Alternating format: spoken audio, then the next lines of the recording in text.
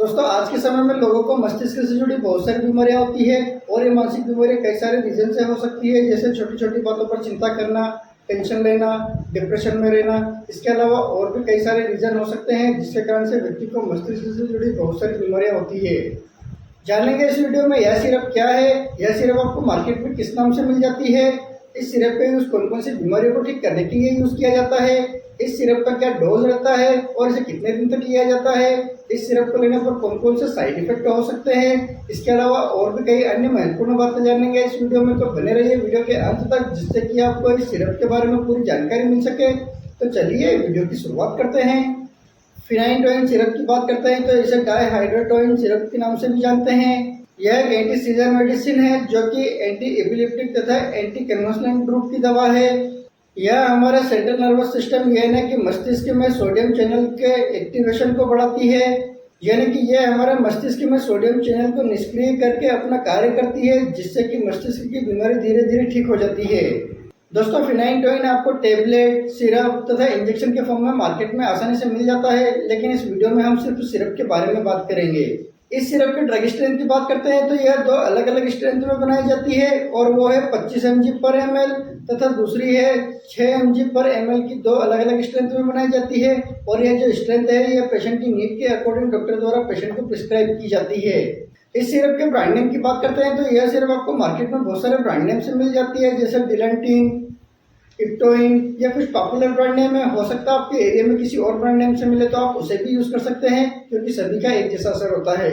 अब बात करते हैं इस सिरप का यूज कौन कौन सी बीमारी को ठीक करने के लिए यूज किया जाता है। तो दोस्तों जैसा कि हम जानते हैं कि यह एक एंटी सीजर मेडिसिन है जो कि एंटी एपिलेप्टिक तथा एंटी कन्वल्सेंट ग्रुप की दवा है और इसका यूज मुख्य रूप से सीजर को ठीक करने के लिए यूज किया जाता है।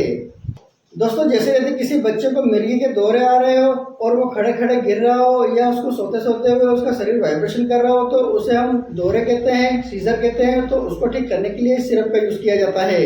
इसके अलावा इस सिरप का यूज जनरलाइज सीजर को भी ठीक करने के लिए इस सिरप का यूज किया जाता है।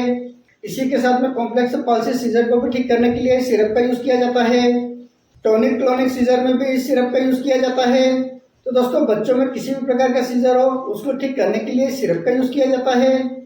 दोस्तों ध्यान रहे यदि किसी बच्चे को मिर्गी की बीमारी तो है लेकिन उसे दौरे नहीं आते हैं तो उस समय इस सिरप का यूज नहीं किया जाता है। इसके अलावा एक और बीमारी है जिसमें इस सिरप का यूज किया जाता है और वो बीमारी है ट्राइजेमिनल न्यूरोलजिया। इस बीमारी में बच्चे के मस्तिष्क के आसपास, जबड़ों में तथा आंखों के आसपास बहुत तेज दर्द होता है, तो उसको ठीक करने के लिए भी इस सिरप का यूज किया जाता है। इस सिरप के साइड इफेक्ट की बात करते हैं तो इस सिरप के कुछ कॉमन साइड इफेक्ट हो सकते हैं, जैसे dizziness, drowsiness, sleepiness, headache, gastric irritation, abdominal pain, constipation, इस प्रकार के कुछ कॉमन साइड इफेक्ट हो सकते हैं। इसके अलावा अगर और कोई साइड इफेक्ट होते हैं तो इस सिरप को लेना तुरंत बंद करें और अपने डॉक्टर से कंसल्ट करें। अब बात कर लेते हैं डोज की। इस सिरप के डोज की बात करते हैं तो इस सिरप को व्यक्ति की बीमारी तथा एज और वेट के हिसाब से इस सिरप का डोज दिया जाता है। इस सिरप के कॉमन डोज की बात करते हैं तो इसे 5 mg से लगाकर 8 mg पर केजी पर डे के हिसाब से इस सिरप का डोज दिया जाता है और इसे डिवाइडेड डोज में दिया जाता है। और यदि किसी बच्चे को यह समस्या ज़्यादा होती है तो उसे इस सिरप का डोज भी बढ़ाया जा सकता है। और दोस्तों इस सिरप को हमेशा सुबह शाम खाना खाने के बाद लेने की सलाह दी जाती है।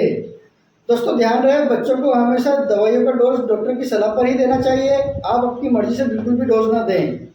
तो दोस्तों ये था आज का वीडियो जिसमें हमने फिनाइटोइन सिरप के बारे में बात की। यदि वीडियो इन्फॉर्मेटिव लगा हो तो वीडियो को लाइक करें, शेयर करें, सब्सक्राइब करें, जिससे कि और भी लोगों को जानकारी मिल सके। जय हिंद, जय भारत।